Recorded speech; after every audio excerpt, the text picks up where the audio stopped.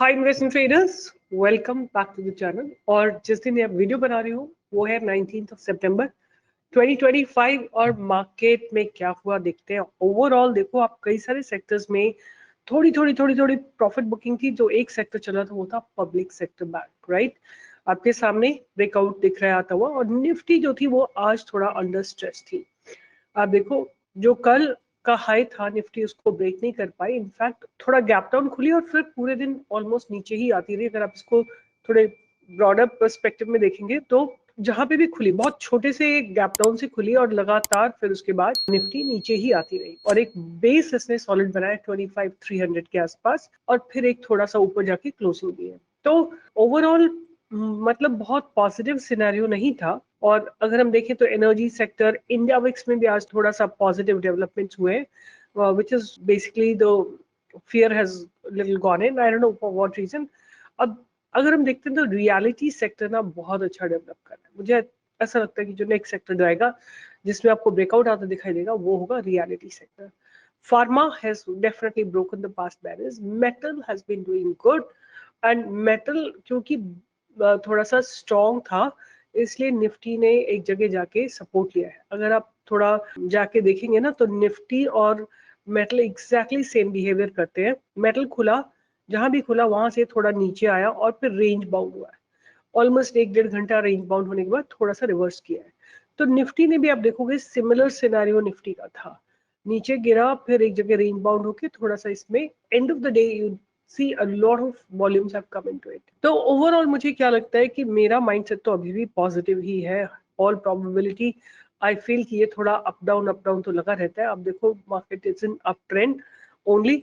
IT was under stress little today, and so was media, finance, private bank was heavily corrected. And I told you yesterday कि ये जो bank है ना मुझे बिल्कुल नहीं अच्छा लगता है, क्योंकि ये चलता ही नहीं है। This does not move at all, right. ये मूव ही नहीं करता है। क्या करो इसमें, 2-3 पॉइंट ऊपर चलता है, 10 पॉइंट नीचे गिरता है, फिर 4-5 पॉइंट चला, फिर 5-6 पॉइंट गिरा, लाइक दैट, राइट। तो ये इन्वेस्टमेंट का स्टॉक हो सकता है, बट इंट्राडे ट्रेडिंग या ऑप्शन बाइंग बिल्कुल भी नहीं। तो आज मैं बात करूंगी इसमें मेरी एफएनओ, क्योंकि अब जो है सितंबर ऑलमोस्ट खत्म होने वाला है, and we will be heading towards I think ये वाला जो वीकेंड आएगा ना। So coming Thursday 25th September is going to be the last Thursday of this month, and expiry हो जाएगी। तो मैं आपके साथ इस वीडियो में शेयर करूंगी अगले आने वाले एक महीने के लिए मेरे रडार पे कौन से स्टॉक्स रहने वाले हैं। एफएनओ की वॉच लिस्ट है ये मेरी, इसको आप भी अपने रडार पे रख सकते हैं। तो पहला स्टॉक जो मेरे रडार पे रहेगा फिर से इज MCX, राइट। तो पहला स्टॉक मेरे रडार पे जो रहेगा वो यही रहेगा MCX। It looks to be heading up in spite of today IT being under stress. Infy ने एक अच्छा प्राइस रिजेक्शन दिया फ्रॉम द लोअर लेवल। आप देखो सुबह यहाँ पे खुलने के बाद गिरा और एक बॉटम बना के इसने रिवर्सल लिया है। In the end there were huge volumes, and huge volumes के चलते इसने अपने ऑलमोस्ट जितना डिक्लाइन किया था उसको ऑलमोस्ट रिकवर कर लिया। तो Infy is going to be my second stock. The third stock is going to be TechM, right. TechM is going to be my third stock. TechM में भी अच्छे डेवलपमेंट्स हो रही है। स्टॉक धीरे धीरे ऊपर चलने की कोशिश कर रहा है। आप ये देखो, this is how the stock is, this is how it's developing, continuously moving up, and to me it looks pretty promising, and buying की अपॉर्चुनिटी आएगी इस जगह के ऊपर। ये जो जगह है जहां से इसने देखिए 2 दिन में गिरावट की, 2-3 दिन में जो गिरावट की थी, इसको ऑलमोस्ट लग गया टेकम को जुलाई अगस्त सितंबर लग गया। अगस्त सितंबर मतलब 2 महीने इसको लग गए हैं पूरा रिकवर करने में ये डिस्टेंस। तो ये मेरा थर्ड स्टॉक था टेकम। फिर है Shriram finances, right. So this is also looking very promising. अगर आप देखोगे तो एक broadly head and shoulder pattern लगा के आ रहा है, एक शोल्डर, एक हेड, दूसरा shoulder, and above this you definitely can look for an opportunity to buy this। मैंने एक बहुत ब्रॉड सा आपके लिए बनाया है। तो ये मेरा फोर्थ स्टॉक रहेगा श्रीराम फाइनेंस। उसके बाद BDL, भारत डायनामिक्स लिमिटेड। बहुत बॉटम पे भी इसकी बात हमने की थी जब ये कहीं यहाँ पे ब्रेकआउट दे रहा था, और आज ये जो है अपने पास्ट बैरियर को ब्रेक करके तैयार हो रहा है चलने के लिए, राइट। आप इसको भी ध्यान में रख सकते हैं। आपका stop see, the whole idea is कि जब भी आप स्टॉक सेलेक्ट करते हो तो आपका स्टॉप लॉस बहुत छोटा सा रहना चाहिए। ये ट्रेंड लाइन आपका स्टॉप लॉस रहने वाली है। और एक और इंपॉर्टेंट चीज आपको ध्यान रखनी है कि जब भी इसमें बायर्स आए हैं open equal to low candle बनी है, राइट। फिर एक इनसाइड कैंडल, फिर एक ओपन इक्वल टू लो, फिर छोटी छोटी कैंडल्स, एक इनसाइड कैंडल, और आज मतलब 3 दिन पहले भी open equal to low candle बनी थी और आज की कैंडल भी almost open equal to low है। नेक्स्ट स्टॉक जो मेरे रडार पे रहेगा, ऐसे टोलियो की मुझे रियलिटी बहुत अच्छा लग रहा है। नेक्स्ट स्टॉक रहेगा डीएलएफ, राइट? डीएलएफ को भी आप अपने रडार पे रखिए। Have a look at the structure.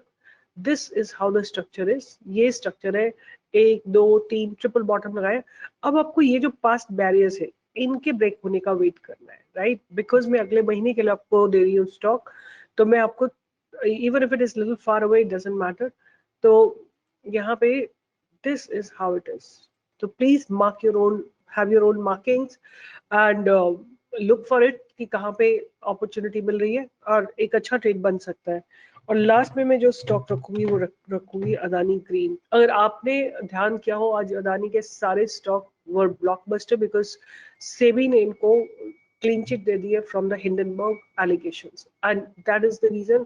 So Adani Green is what going to be from the FNO segment will be on my radar, right? Adani Green, Adani Green जो है ये जगह पे इसने आज एक पास्ट बैरियर के ऊपर ओपनिंग दी है और अब क्या है कि आज फिर से इसने अपनी बाउंड्रीज को डिफाइन किया है। ये मैं रडार पे रखूंगी, बट और कुछ मिला इन बिटवीन तो I am definitely going to be sharing with you. So stay tuned for more such updates, and so keep learning about stock market because there is no negotiation about learning from the market because that's has to be a constant when you enter in the market. अगर आपको market को master करना है और आपको पैसा बनाना है, इतने बड़े रिजर्वायर में से पैसे का इतना बड़ा रिजर्वायर है, उसमें से आपको कुछ पैसा रोज निकालना है तो आपको सीखना पड़ेगा. बिना सीखे I don't think so anybody will be ever successful until you have इतना सारा पैसा कि आप लगा दो, कुछ लॉस हो जाता हो, आपको कोई फर्क ना पड़े और फिर बाय तुक्का ट्रेडिंग कर सकते हो आप. कुछ तुक्के से ले लिया आपने इधर उधर से कुछ थोड़ा बहुत, बट थोड़ा मतलब आपको करना तो पड़ेगा, रिसर्च तो करनी पड़ेगी. Keep learning about stock market. Bye bye, take care and I'll see you on Monday in the live market, but do join the workshop on Sunday from 4 to 6:30 just by paying 99 rupees. Link will be in this video's pinned comment.